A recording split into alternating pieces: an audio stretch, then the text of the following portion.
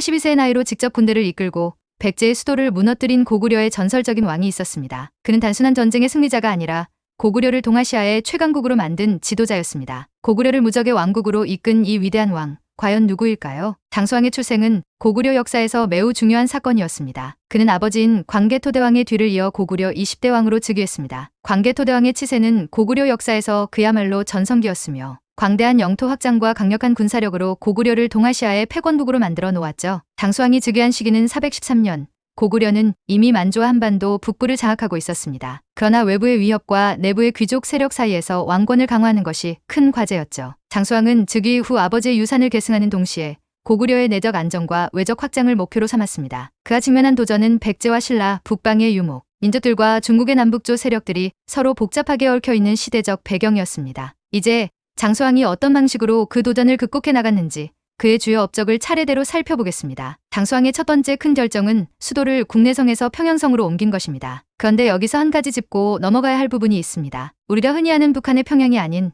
당시의 평양성은 중국 야오닝성에 위치한 고구려의 전략적 요충지였습니다. 장수왕의 평양천도는 단순히 수도를 옮기는 것 이상의 의미를 가졌습니다. 이는 고구려의 남진 정책의 시작을 알리는 중대한 결정이었죠. 그렇다면 왜 수도를 옮겼을까요? 당시 고구려는 북쪽의 유목 민족들과 중국의 남북조 세력, 그리고 남쪽의 백제와 신라에 둘러싸여 있었습니다. 장수왕은 고구려의 영향력을 더 남쪽으로 확장해 한반도 중부와 남부를 고구려의 세력권으로 두고자 했습니다. 특히 한당 유역은 경제적으로나 군사적으로 중요한 지역이었고 백제와 신라가 경쟁하던 곳이기도 했습니다. 평양칸도는 이 남진 정책의 중요한 첫걸음이었으며 이후 장수왕은 본격적으로 백제를 압박하기 시작합니다. 그는 백제와 신라에 대한 군사적 위협을 높이기 위해 전략적으로 움직였으며 그 결과 한당 유역을 차지할 수 있는 발판을 마련하게 됩니다. 장수왕의 군사적 업적 중 가장 중요한 사건은 바로 백제의 수도 한성 함락입니다. 475년 장수왕은 82세라는 고령에도 불구하고 친히 3만 명의 군대를 이끌고 백제를 공격했습니다. 이 사건은 장수왕의 남진 정책이 절정에 달한 순간이었습니다. 그 당시 백제의 수도였던 한성현재의 서울은 고구려의 난화를 막는 중요한 요새였습니다. 장수왕은 이 중요한 전투에서 군대를 지휘하며 한성을 함락시켰고 백제의 계로왕은 이 공격 중에 전사하게 됩니다. 계로왕은 고구려에 저항했지만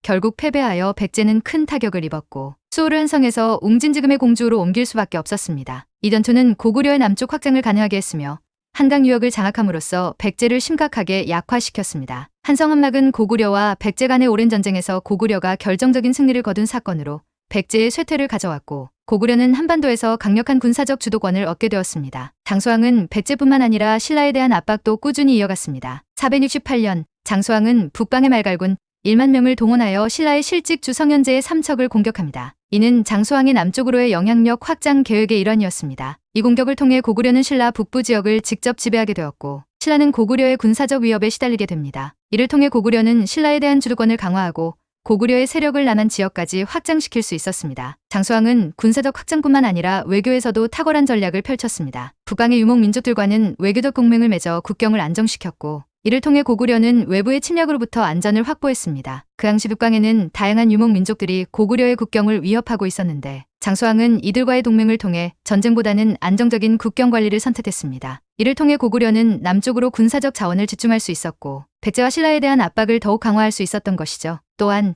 중국 남북조 국가들과의 외교도 중요한 역할을 했습니다. 장수왕은 중국의 남북조 간의 경쟁을 이용하여 고구려의 외교적 입지를 더욱 강화하고 국가의 안전을 도모했습니다. 장수왕은 군사적 업적과 외교뿐만 아니라 내정개혁에도 뛰어난 능력을 보였습니다. 그는 고구려 내부에서 귀족 세력의 강화를 견제하고 중앙 집권 체제를 더욱 강화했습니다. 왕권 당화를 통해 귀족들의 세력을 억제하고 고구려의 정치적 안정을 이끌어냈습니다. 또한 장수왕은 광개토대왕위를 세워 아버지의 업적을 기리고 자신의 왕권을 더욱 정당화하는 작업을 했습니다. 이를 통해 왕실의 권위를 더욱 높이고 고구려 사회를 하나로 결속시키려 했죠. 이 비석은 오늘날에도 남아 고구려의 강력한 왕권과 광개토대왕의 위협을 기리는 중요한 유물로 남아 있습니다. 또한 고구려의 웅장한 왕릉인 장군총 역시 장수왕 시대에 축조된 것으로 추정됩니다. 이 거대한 무덤은 왕실의 권위를 상징하며 고구려의 정치적 위엄을 드러냅니다. 장수왕은 고령에도 불구하고 강력한 왕권을 유지하며 고구려의 전성기를 이끌었습니다. 그는 재위 기간 79년이라는 고구려 역사상 가장 오랜 기간 동안 나라를 다스렸습니다. 그의 장기적인 통치는 고구려를 동북아시아에서 가장 강력한 국가로 만들었으며 그의 군사적,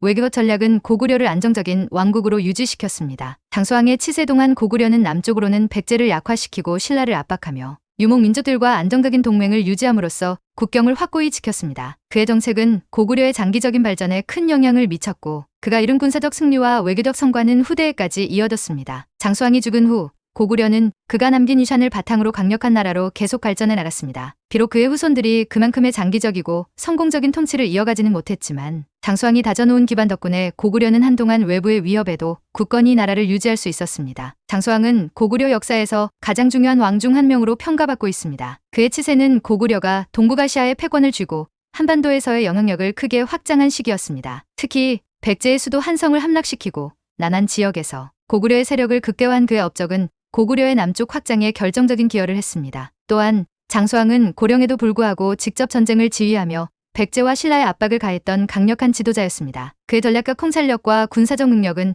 고구려가 강대국으로 자리매김할 수 있는 원동력이 되었고 이러한 점에서 그는 단순한 군주를 넘어선 고구려의 전설적인 인물로 평가됩니다. 장수왕의 평항천도와 한성 함락 그리고 신라에 대한 압박은 고구려가 한반도에서 더욱 확고한 위치를 차지할 수 있도록 했습니다. 외교적으로는 중국의 남북조 세력과 북방 유목 민족들 사이에서 균형을 잡으며 고구려의 외교적 입지를 강화했습니다. 그는 군사, 외교, 내정 모든 분야에서 뛰어난 업적을 남겼으며 그의 재위 기간 동안 고구려는 정치적 안정과 군사적 번영을 이루었습니다. 이러한 업적들은 고구려가 한반도와 만주에서 가장 강력한 세력으로 자리 잡는 데 중요한 기틀을 마련했습니다. 장수왕은 단순히 긴 재위 기간을 자랑하는 왕이 아니라 고구려의 운명을 바꾼 인물이었습니다. 그는 아버지 광개토대왕의 유산을 이어받아 고구려를 한층 더 강력한 국가로 만들었으며 동북아시아에서 고구려의 영향력을 극대화했습니다. 고령에도 불구하고 전쟁을 직접 지휘하고 백제를 무너뜨리며 신라의 압박을 가한 그의 지도력은 동아시아 역사의 흐름을 바꾸었습니다. 오늘 우리는 장수왕의 업적과 고구려의 전성기를 다시 한번 되새기며 그가 이룩한 위대한 역사를 돌아보았습니다. 장수왕의 리더십과 고구려의 힘은 그 당시뿐만 아니라 오늘날까지도 큰 의미를 지닙니다. 그의 이야기는 고구려가 어떤 나라였고 그 시대가 어떤 도전과 성공으로 가득 차 있었는지 알려주는 중요한 역사적 사례입니다.